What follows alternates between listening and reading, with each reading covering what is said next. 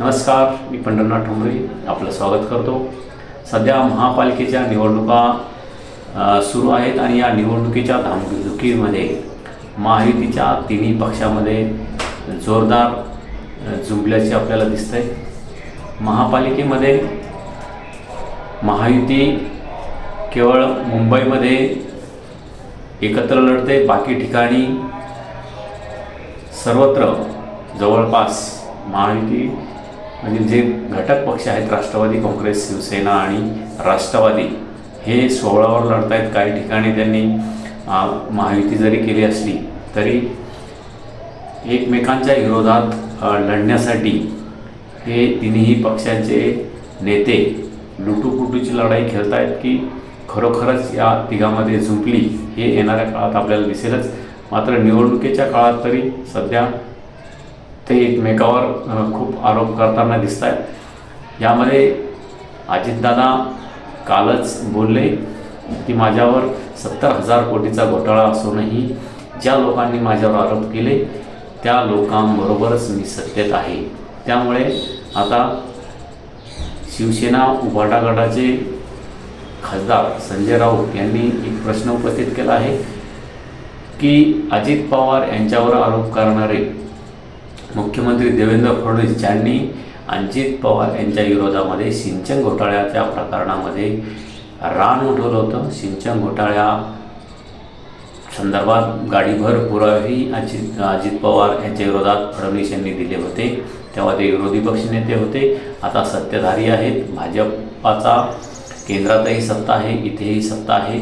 त्यामुळे या प्रकरणामध्ये अजित पवार यांच्यावर जे सिंचन घोटाळ्याचे आरोप आहेत त्या संदर्भात पुढे काय झालं याचं उत्तर मुख्यमंत्री देवेंद्र फडणवीस यांनी द्यावं असा एक इशारा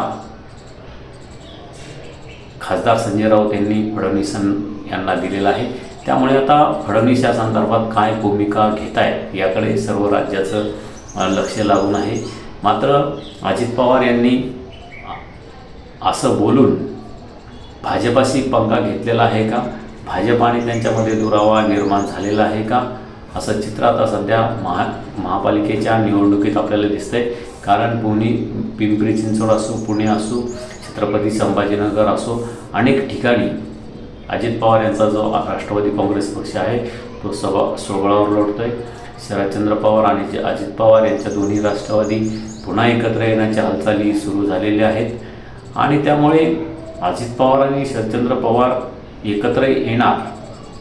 त्यामुळे भाजप हा अजित पवार यांना बाजूला लोटू पाहतोय का, तशी वागणूक देतोय का, अशी एक चर्चा आता सुरू झालेली आहे। आणि अजित पवार यांनीही भाजपाला शिंगावर घेतलं आहे का, कारण अजित पवार यांच्यावर जो आरोप झालेला आहे तो भाजपाने केला होता आणि जे लोक माझ्यावर भ्रष्टाचाराचा आरोप करतात त्यांच्याबरोबर मी सत्तेमध्ये आहे हे गंभीर असं विधान अजित पवार यांनी केलेलं आहे आणि ते भाजपालाही बऱ्यापैकी लागलेलं आहे।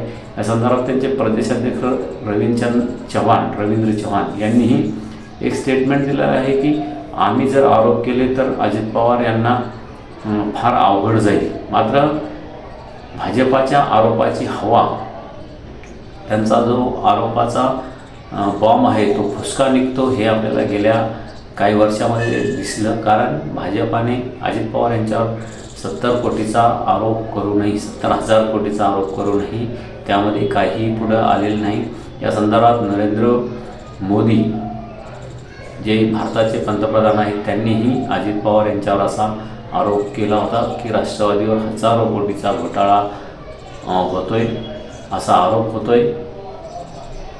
त्यानंतरही 10 वर्षाच्या सत्तेच्या काळामध्येही अजित पवार यांचं भाजपा काही उकळू शकलं नाही असं चित्र आपल्याला महाराष्ट्रामध्ये दिसालं। त्यामुळे हे आरोप आहेत की सत्य आहे हेही जनतेसमोर आलेलं नाही। कारण फडणवीस यांनी अजित पवार यांना सोबत घेऊन महाराष्ट्रामध्ये सत्ता स्थापन केलेली आहे। त्यामुळे जनता ही एकंदरीत संभ्रमित आहे की अजित पवार यांनी आरोप केलेले आहेत की यांच्यावर केवळ सत्तेसाठी भाजप आरोप करतो असा एक मतप्रवाह आता तयार होतोय। त्यामुळे अजित पवार यांची भूमिका ही भाजपाशी पंगा घेण्याची आहे की ही निवडणुकीपुरतं अजित पवार यांचं धोरण असणार आहे हे येणाऱ्या काळात आपल्याला दिसेलच. मात्र अजित पवार यांनी जे हे केलेलं स्टेटमेंट आहे ते भाजपाच्या चांगलंच भाजपाला झोंबलेलं आहे. त्यामुळे येत्या काळात भाजप याचं उत्तर देईल का, की अजित पवार आणि भाजप वेगवेगळे आपल्याला पाहायला मिळतील. आणि शिंदेसोबतही भाजपाचं गेल्या काही दिवसापासून बिनसलेलं आहे अजित पवार आणि देवेंद्र फडणवीस हे आपल्याला काही दिवस सोबत असताना दिसले. मात्र शिंदे हे देवेंद्र फडणवीसपासून दूर होते. आता शिंदे जवळ गेलेत का, अजित पवार दूर गेले का, असं हे समीकरण महायुतीमध्ये सुरू असणार आहे का. शिंदे जर जवळ असले तर भाजपाला अजित पवार यांची गरज नाही, अजित पवार जवळ असले की एकनाथ शिंदे यांची गरज राहत नाही. त्यामुळे भाजपाला हे दोन पर्याय भाजपाने जवळ ठेवलेले आहे. कारण महाराष्ट्रातील सत्ता ही या दोन्ही पक्षाशिवाय एकनाथ शिंदे आणि अजित पवार यांच्याशिवाय भाजपाला महाराष्ट्रामध्ये सत्ता चालवणं अशक्य आहे आणि सत्तेत येणंही अशक्य आहे. हे देवेंद्र फडणवीस आणि भाजपाच्या पक्षश्रेष्ठीने ओळखलेले आहे. त्यामुळेच ते दोघांनाही सांभाळतात आणि दोघांचाही फायदा घेत आहेत.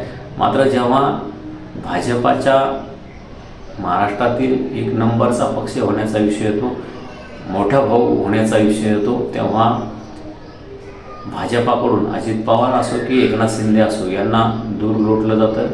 आणि एकनाथ शिंदे आणि अजित पवार यांचा बळीचा बकरा या निमित्ताने होतो का, असा एक सवाल उपस्थित होतो. आता या संदर्भात अजित पवार नेमकं काय भूमिका घेतात, भाजप नेमकी काय भूमिका घेत आहे हे येणाऱ्या काळात दिसेलच. पण अजित पवार यांनी भाजपाला हे चांगलंच एक झुमणारं विधान केलेलं आहे. भाजपाला चांगलंच कोंडीत पकडलेलं आहे हे आपल्याला यावरून दिसतं. आपण आपली प्रतिक्रिया नक्की कळवा आणि आपलं चॅनल नक्की सबस्क्राईब करा. धन्यवाद. थांबतो.